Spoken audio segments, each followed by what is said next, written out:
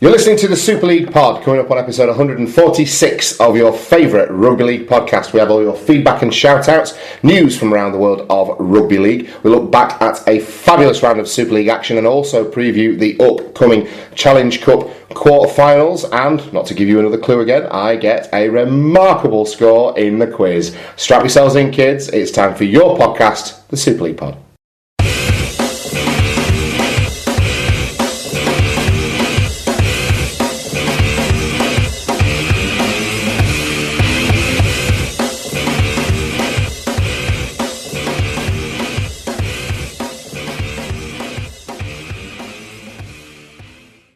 Okay, everyone, welcome along to episode 146 of the Super League Pod. Before we started recording tonight, Mark and I were trying to work out which one of our teams won most recently, and despite how terrible your lot have been, Wigan have won more recently than Bradford, so it probably isn't the worst episode. Well, we won in the Cup, actually, didn't we, more recently than we have, yeah, true.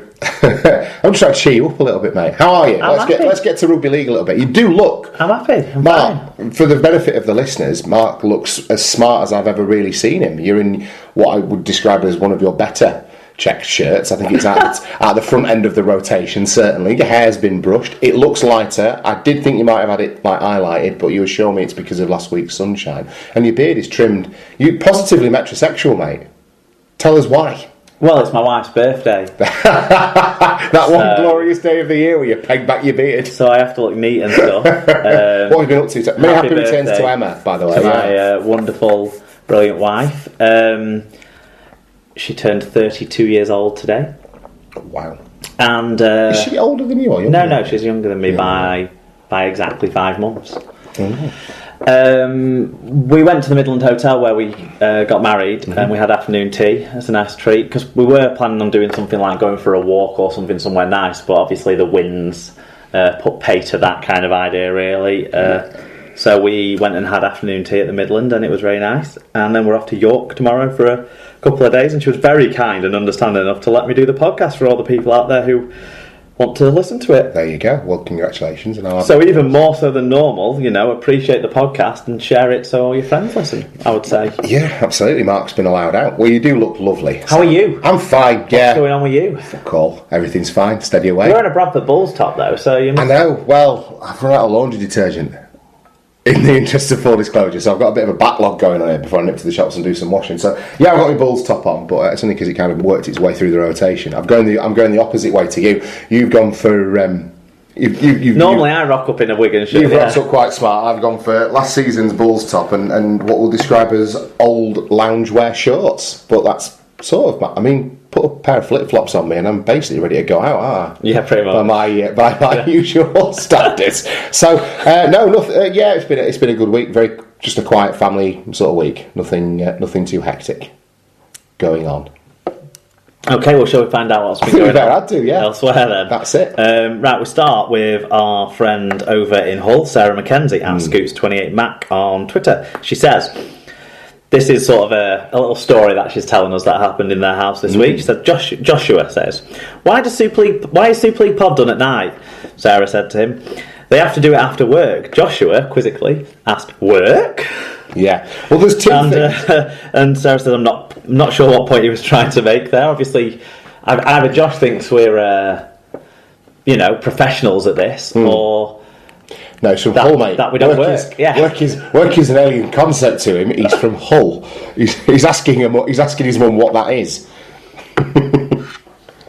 But I'm back to alienating our Hull listeners again. It's like Series 1 all over again. Well, we have some now to alienate. That's the difference between now and Series 1. Yeah, that is true. No, I'm choosing to take it as a compliment that young Joshua thinks we sound so thoroughly professional that we couldn't be anything but highly paid media personalities. Yeah, absolutely. Thank you, Josh. Which is almost the opposite. Well, we are free of charge media types. Yeah. There you go. And the media types thing I would question. Listen, I'm pretty sure that most of the world's great media gets produced in some guy's living room with The Simpsons on in the background. Probably so, yeah. Who's next? Speaking of Simpsons fans. Dart at Mitchell Dart says, great ep, lads. 5 in the trivia. Mark knows me. I forgot Westwood and also forgot Hyam's name, but knew the answer was the Leigh captain / hooker. There you go. Wire Joe, at Wire Joe 90 said, on the pattern chat, he made 90 metres he made 0 metres last Sunday. So when he is getting his chance, he doesn't seem to be making the most of it. Well, that's a fair comment. There's lots of people in a Warrington jersey that aren't making the most of innumerate chances at the moment. He did grab a couple of assists this week. So obviously his performance the week before was underwhelming. But this week he did grab a couple of assists in a very put together side with Joe Westham as his partner in the half. Yeah. So and a young debutant at full-back and stuff. So maybe times are hard. Let's just be fair. Times are hard at Warrington at the minute, aren't they? For a number of reasons, injuries and attitude, I would say. Well, potentially, yeah. So it will be interesting to see how he develops, because Warrington I don't know. They might have to really go into the market this. Well, they're going to have some cap space, aren't they? Because there's going to be a few big names leaving. Ashton Sims this afternoon has confirmed that he'll be leaving at the end of the season. I noticed that this evening on Twitter. So that, you would think, frees up a fair bit of cap space. Yeah, and Gidley we don't expect to go round again. Surely the club don't want him to go round again, if anything. No one wants him to go round again. He's done. He's got to be done. Look, there comes a point where he's flogging a dead horse. Yeah, oh yeah, I think Gidley's been. And there's other people, like fringe members of the squad, that we know are sort of going to be out the door as well. 6 or 7 players have been sort of in the don't have a contract for next year category, and there's not been much talk of them getting contracts. So it could be a big change around at Warrington. So it's be interesting to see if Patton can stake a claim for a serious place in that squad. Speaking of big change arounds, your mate Ep Cahill hasn't got a gig for next year yet. Well, he's got a lot of offers, I think. I should have thought so, yeah. How many of them come from Kirkham in Lancashire? The one thing he needs to understand is, like, his penalties have been the downfall, haven't they, for Hep Cahill? Like, all the other good work he does gives away too many penalties.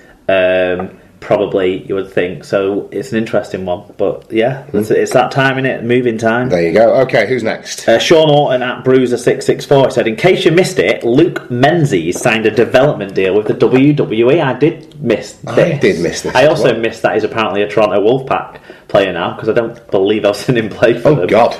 So maybe just like... But obviously he isn't, if he's... got to be a wrestler. So I think what it means is he has to go into some, like, program where they go through like trials and stuff, and then if he's successful, he comes out the other end as a WWE fighter. They have like a tier thing in the WWE now, where like you've got like the main wrestlers in like SmackDown and Raw and stuff. Other people will know, right?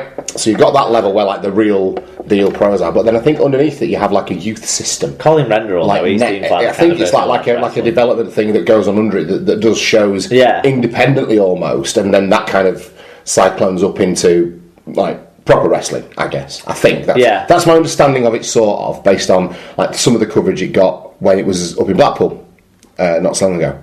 So I think that might be the way it goes. Interesting. Because they did something from Blackpool that was to do with like next generation wrestlers doing a show in Blackpool, and then there was some ex-wrestler from Blackpool, William Regal. He was like comparing it or something. It was to do with the WWE. This is the bleeding edge of my my wrestling knowledge. Yeah.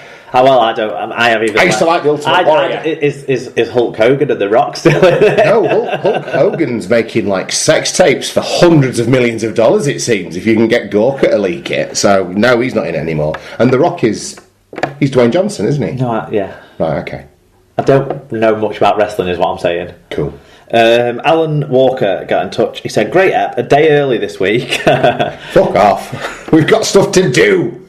Well, no Mark rant. So many unhappy listeners, I suppose. Nearly went off on the double weekends, though. Yeah, people have suggested there was half a Mark rant last week. You were trying, I think. Was that me then? Yeah. Yeah. I wasn't doing it on purpose. Paul Campbell.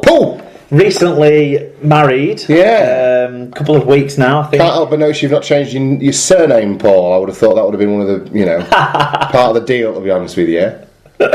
Anyway, what's his missus said? I want to make a joke, Mr. Paul Suctions. Congratulations to Paul and Samantha, anyway, on their wedding. Maybe we could call him Robbie Hunter Paul Campbell. It's been a while since he's been in touch. I got a lot of Paul. Well, he says, finally got to listen to an episode. First one in a while. Keep going, gents. Hopefully I can start listening. Now I'm not busy. Although it was lovely to see the wedding pictures up on Facebook and stuff, and it looked like a lovely day, didn't it? Yeah, certainly. Congratulations to you both, in all seriousness. He gets in touch later on. We've got an email from him that goes on a bit, so he is back in the game. His old Paul.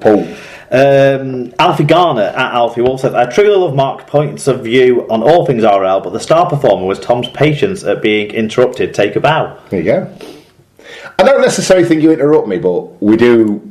Oftentimes, we'll start talking and make points, and I think if you get bored of what I'm saying or think I'm belabouring it, you'll start talking. Or the other thing that we do is if we both start making the same point, you will not give up. You won't like secede the floor, as it were, so I have to stop. Well, I don't think you're interrupting. People want the rants, Tom. Of course they do. People want the rants. All right. Why don't you give them a fucking rant then? It's been a while. The interruptions are a bit too, aren't they? There's part of it's a bit. Sometimes it's rants creeping in. Sometimes it's the bit, and sometimes it's just like you say, you're banging on for too long about something you don't know a lot about. Land your plane, Baldy. Right. Cheers. Excellent. No, well, thanks for that, Al. No, it's all right. I'll host the podcast on your own. Sarah, well, put it together. I do almost everything else on my fucking own. You need to think of me as like the Kurt Gidley of the podcast. Probably a bit too old for this shit. You peaked in terms of your contributions to the performance. I still bring the razzle dazzle. Sarah McKenzie said, managed to listen to the whole of this week's episode in one sitting or standing as I was making flapjack and then tidying the kitchen. Another good one. Which does somewhat beg the question, if it takes you 2.5 hours to bake flapjack and tidy the kitchen, either you have a massive kitchen or you're producing a hell of a lot of flapjack. And if it's the latter... Or she did it slowly to make sure she got to enjoy the full show in the pleasantry of the relaxing environment of baking. And cleaning. Yeah. Cool. I don't care where people listen, I think it's lovely. I'm not having a go at Sarah, I just wish I wish she'd sent some flapjack. Exactly, that was what I was going to get to. If you've baked a load of spare flapjack, we'll DM you our addresses, you can whack it in the post. That'll probably buy you another year's with the Super League pod before we have the inevitable Beatles-esque split.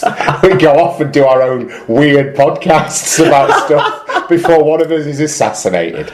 Right, go on. At Wally Frogmore goes, I don't care about the game reviews, I just want to hear Tom keep singing 90s Europop. What did I sing last week? The Venga Boys. All right, yeah, I suspect it's... probably had its day, the Europop segment. Neil McEwen said, now then, lads, better not mention Jake Mamo dating Mark's mum or his temperature will rise to spark off his sunburn. Yeah, you're looking back to normal now. Yeah, I'm getting there. There was questions at work as to why the sort of lower half of my forehead wasn't particularly sunburned, yet the top half of my forehead was very, very sunburned. You did look a bit like John McEnroe. Well, the only answer I could come up with wasn't that I'd been playing tennis with a headband on. It was that either it's more newly exposed skin as the recession continues apace. So it's not been used to being exposed to sunlight quite so much. Or more. I think more probably is usually if I'm out in sunny weather, like say the summer bash and that sort of thing, I'd be wearing a cap. Yes, true. Whereas when we went out the other week, I wasn't wearing a cap, so that part would normally be cap secured, and it was exposed to the elements. Fair play. To the severe weather conditions. Must be horrible to have to think about stuff like this. If you were me, you could just bumble through life in shorts and flip flops in pretty much all seasons, and be fine. Yeah. I feel very sorry for you. Well, we all have to deal with adverse weather conditions. From time to time. But we don't all consider the glorious sunshine to be an adverse weather condition. Dr. Bob Phillips said, wonderful episode with a special after dark treat. What's that? It was when we were getting a bit like political and religious and all that stuff at the end. SLP after dark. Yeah. The Honourable at Langers38 said, the lads do it again, get on the Salford and Wakey loving, hashtag no media bias, hashtag support RFs, hashtag now then lads. There you go. Ethan O'Gorman gets in touch with a bit of a showy message, got 7 out of 7 on the quiz, very happy with that. Should be, yeah. Maybe Tom should do one for Mark, players who are ginger or over 40. People must think you're older than me. For people now have it more than ably qualified. I'm not. No. But also, plays over 40 is a tricky one. I did offer to do a quiz today. I don't think you'll have seen the email because you were out and about. When you sent over the rundown to be printed off, I said, well, if you need, I didn't know if you were going home or whatever. I was like, if you don't have a quiz ready, I'll do one. Oh, right. Well, I've got one done now. So you want to No, do it today? I'm not doing it